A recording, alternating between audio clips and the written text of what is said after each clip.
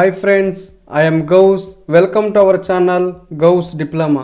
Friends, previous వీడియోలో మనము vertical projection గురించి సింపుల్గా నేర్చుకున్నాము.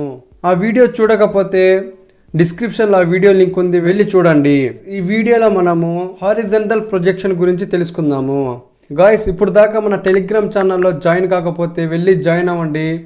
ఛానల్ లింక్ కూడా నేను ఈ వీడియో డిస్క్రిప్షన్లో ఇచ్చున్నాను, వెళ్ళి జాయిన్ అవ్వండి. లేదంటే టెలిగ్రామ్లో వెళ్ళి గౌస్ డిప్లొమా అని సెర్చ్ చేయండి. గౌస్ డిప్లొమా అని ఛానల్ వస్తుంది, దానిలో వెళ్ళి జాయిన్ అవ్వండి.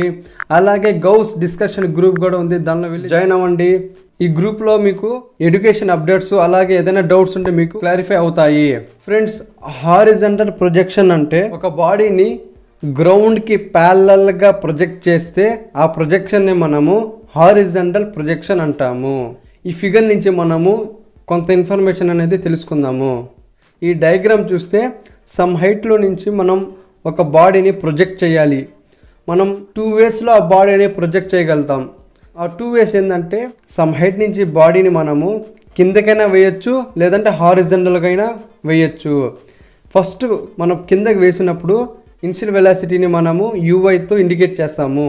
యూవై అంటే 0. అలాగే వర్టికల్గా బాడీని వేసినప్పుడు యాక్సలరేషన్ డ్యూ టు గ్రావిటీ అనేది G. మనం ప్రీవియస్ వీడియోలో నేర్చుకున్నాము. ఒకసారి మీరు ఆ వీడియో చూస్తే మీకు ఇది ఈజీగా అర్థమవుతుంది. ఇప్పుడే వెళ్ళి ఆ వీడియోని చూసిరండి. అదే హారిజంటల్గా ప్రొజెక్ట్ చేస్తే ఇనిషియల్ వెలాసిటీ అనేది U, అంటే Ux = U. అంటే వర్టికల్గా వేసినప్పుడు ఇనిషియల్ వెలాసిటీని మనం Uyతో ఇండికేట్ చేస్తాం. అదే హారిజంటల్గా అయితే Uxని ఇండికేట్ చేస్తాం. Ux అంటే U. అప్పుడు యాక్సలరేషన్ అనేది 0.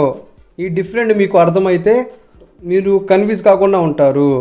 ఇప్పుడు ఈ వీడియోలో మనం ఏమేమి నేర్చుకుంటామంటే, ఆ బాడీ అనేది మనం సమ్ వెలాసిటీతో ప్రొజెక్ట్ చేస్తాం.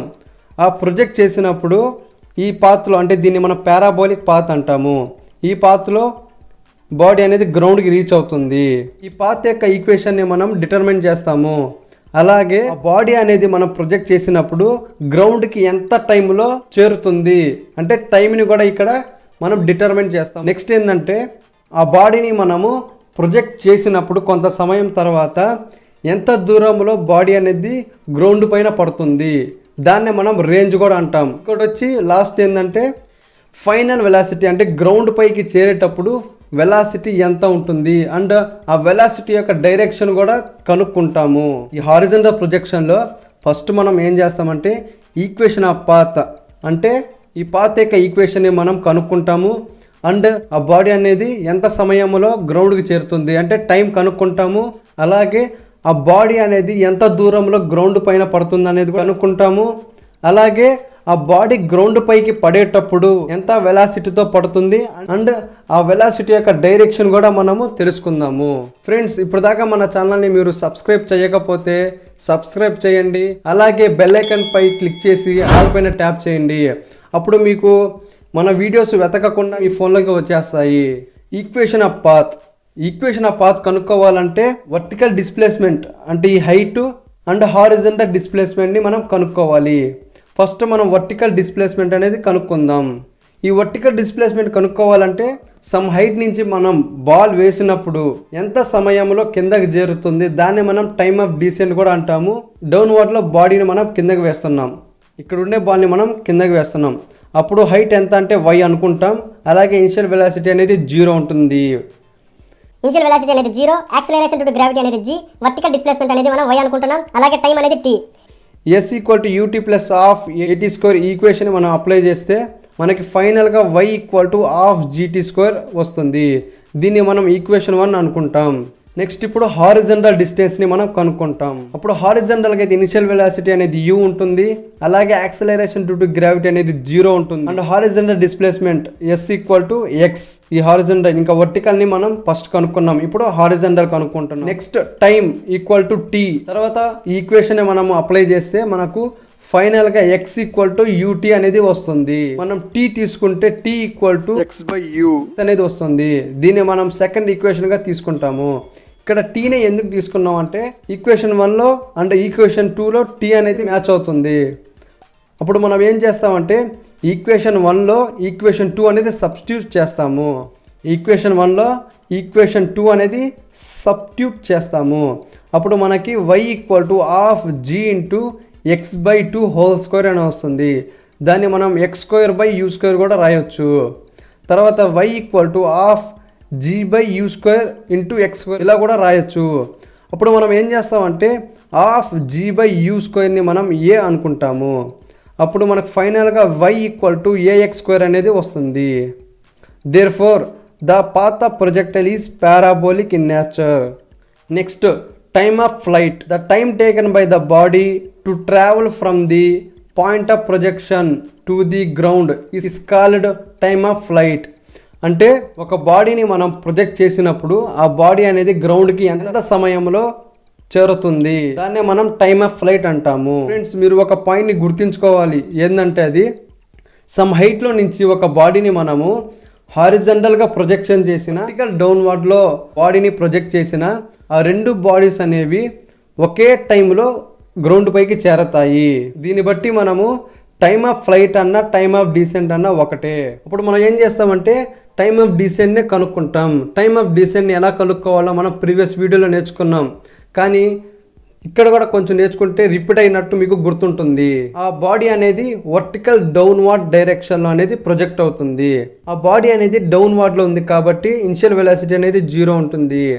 The initial velocity 0, acceleration due to gravity g, vertical displacement h, time of flight t. ఈ ఈక్వేషన్లో మనం ఈ పారామీటర్స్ని రాస్తే మనకు ఫైనల్గా t ఈక్వల్ టు √2h/g అనేది వస్తుంది.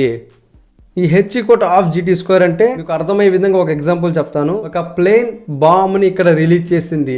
ఆ బాంబ్ అనేది t సెకండ్స్లో గ్రౌండ్ పైన రీచ్ అయింది.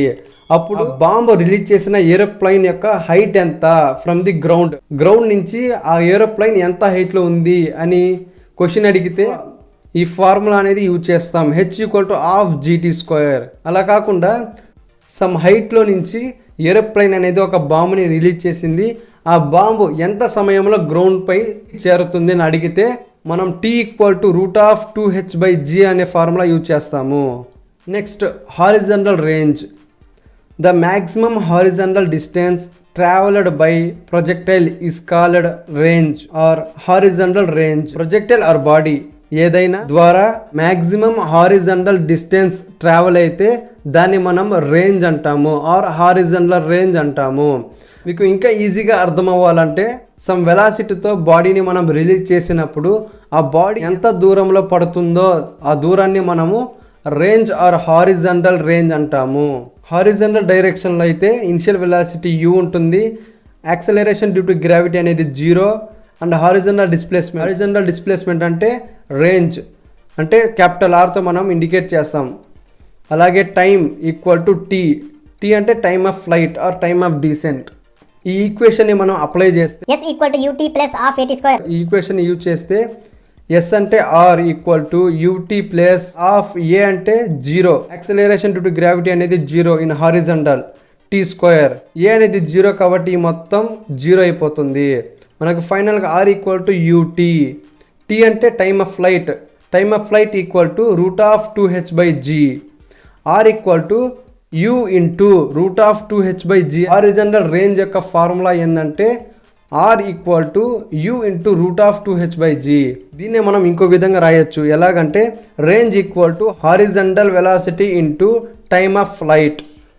హారిజంటల్ వెలాసిటీ అంటే u into time of flight అంటే t. r equal to u into time of flight అంటే √2h/g. దీన్ని ఎలా అడుగుతాడంటే మన క్వశ్చన్స్లో సమ్ హైట్లో నుంచి ఒక బాడీని హారిజంటల్ డైరెక్షన్లో రిలీజ్ చేస్తే ఆ బాడీ అనేది ఎంత దూరంలో పడుతుంది, మనకి హైట్ ఇచ్చేస్తాడు, ఇనిషియల్ వెలాసిటీ ఇచ్చేస్తాడు. అప్పుడు మనం ఆ రేంజ్ అనేది కనుక్కోవాలి. Next instantaneous velocity. The velocity of the body at any instant, certain time after projection during its flight is called instantaneous velocity. దాన్ని మనము ఫైనల్ వెలాసిటీ అనొచ్చు, లేదంటే రిజల్టెంట్ వెలాసిటీ కూడా అనొచ్చు. అంటే సమ్ వెలాసిటీతో ఆ బాడీని మనం ప్రొజెక్ట్ చేసినప్పుడు ఆ బాడీ కొంత సమయం తర్వాత ఆ బాడీ యొక్క వెలాసిటీనే మనము instantaneous velocity or resultant velocity or final velocity అంటాము. అంటే ఆ బాడీ గ్రౌండ్కి చేరని అవసరం లేదు. ఎందుకంటే ఆ బాడీ గ్రౌండ్కి చేరిన తర్వాతైనా బాడీ యొక్క ఫైనల్ వెలాసిటీ అంటాం.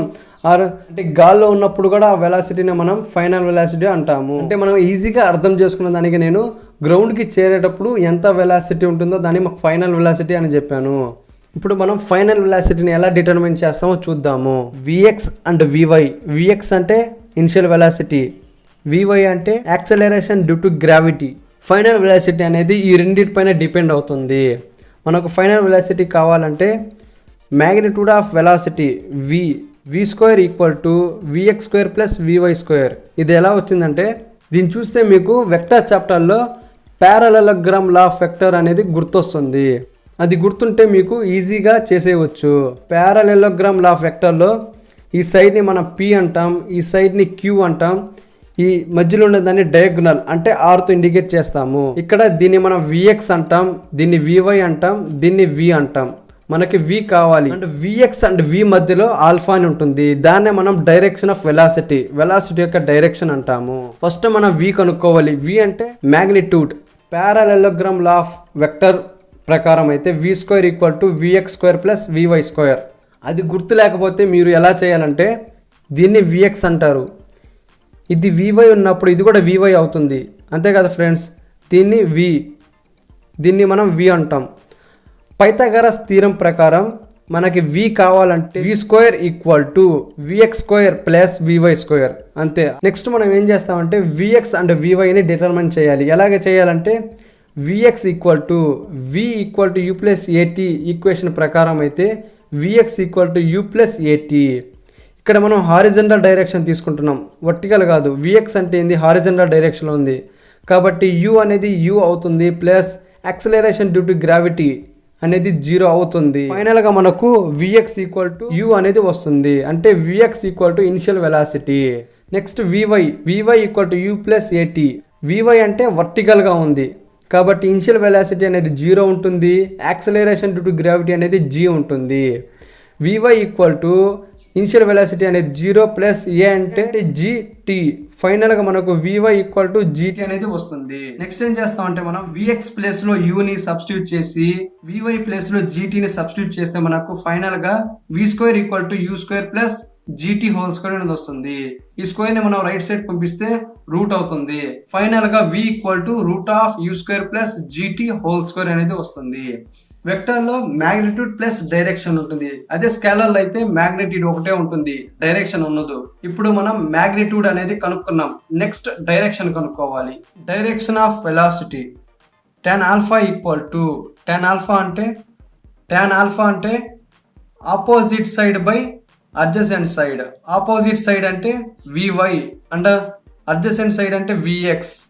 tan alpha equal to v y by v x equal to v y అంటే gt బై విఎక్స్ అంటే యూ.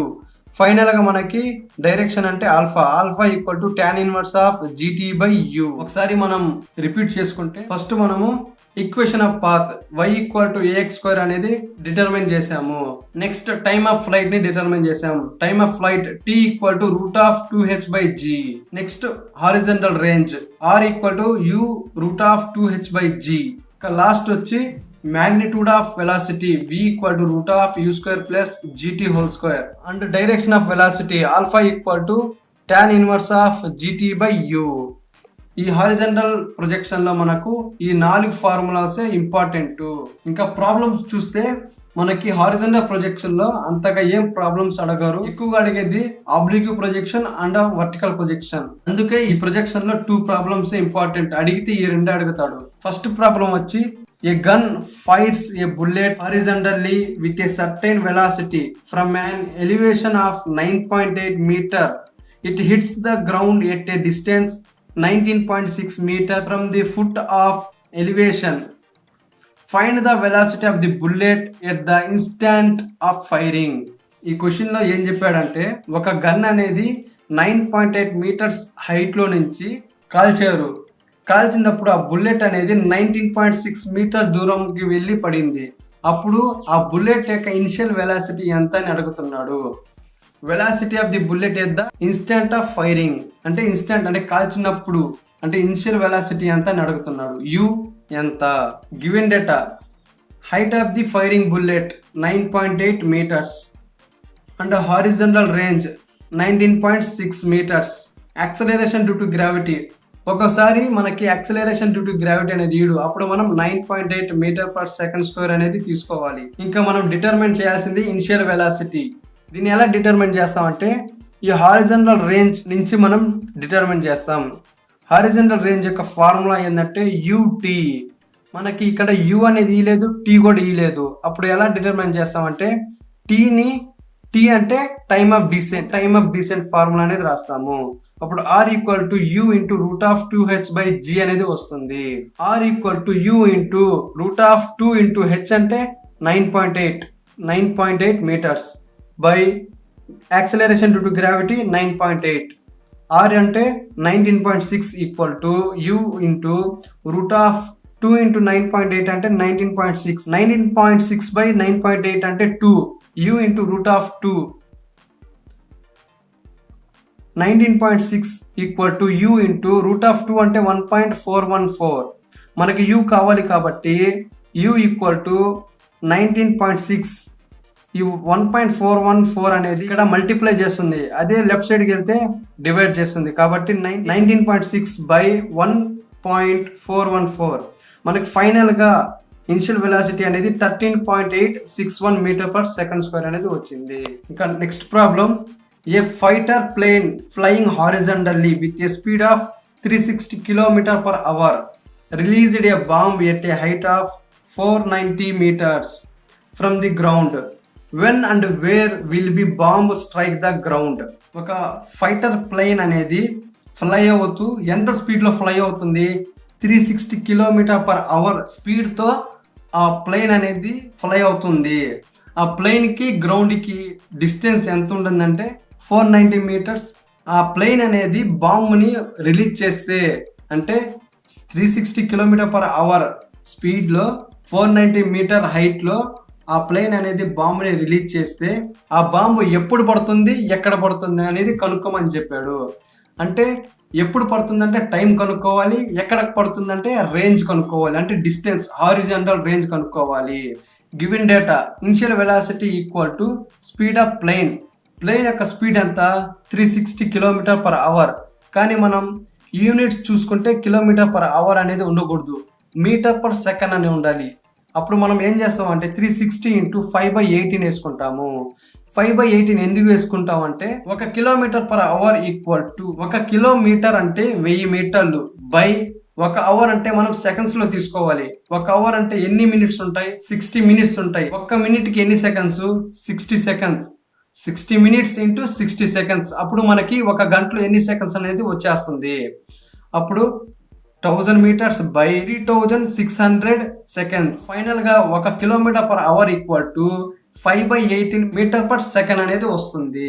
ఇది వెరీ ఇంపార్టెంట్. 1 km/h ఎన్ని మీటర్ పర్ సెకండ్ అనేది కూడా మనకి ఈ సెట్ లో కూడా అడుగుతాడు, కాబట్టి మీరు ఇంపార్టెంట్ అని గుర్తుపెట్టుకోండి. Next, height of the plane 490 meters, acceleration due to gravity 9.8 meter per second square. And when అంటే టైం టేకెన్, ఎంత టైం తీసుకుంది బాంబు గ్రౌండ్ పైనకి వచ్చేదానికి. And where how much distance, ఆ బాంబు ఎంత డిస్టెన్స్ లో పడింది గ్రౌండ్ పైన. Time taken to the strike the ground. Time of flight యొక్క ఫార్ములా ఏంటంటే t equal to root of 2h/g. Root of 2 into h అంటే 490 బై g అంటే 9.8 equal to root of 100. Root of 100 అంటే 10. Final మనకు time అనేది t equal to 10 seconds, అంటే ఆ bomb 10 seconds లో గ్రౌండ్ పై పడుతుందని. Next, range of the projectile or bomb. Horizontal range యొక్క ఫార్ములా ఏంటంటే r equal to ut.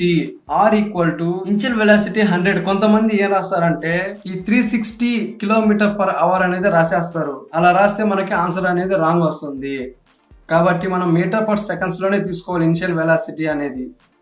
r equal to 100 into time అనేది 10 seconds లో వచ్చింది. ఫైనల్ గా మనకు r ఈక్వల్ టు 1000 meters, అంటే ఆ బాంబ్ అనేది 1000 meters లో పడుతుంది, అంటే 1 కిలోమీటర్లో పడుతుందని. ఫ్రెండ్స్, ఇంకా నెక్స్ట్ వీడియోలో మనము ఆబ్లిక్యూ ప్రొజెక్షన్ గురించి తెలుసుకుందాము. ఫ్రెండ్స్, ఈ వీడియో మీకు ఈజీగా అర్థమైంది అనుకుంటున్నాను. ఫ్రెండ్స్ ఈ వీడియో నచ్చితే లైక్ చేయండి and me friends juniors seniors కి షేర్ చేయండి. వాళ్ళకు కూడా హెల్ప్ఫుల్ గా ఉంటుంది మీ ద్వారా. ఇప్పుడు దాకా మన ఛానల్ ని సబ్స్క్రైబ్ చేయకపోతే సబ్స్క్రైబ్ చేయండి. Thank you for watching.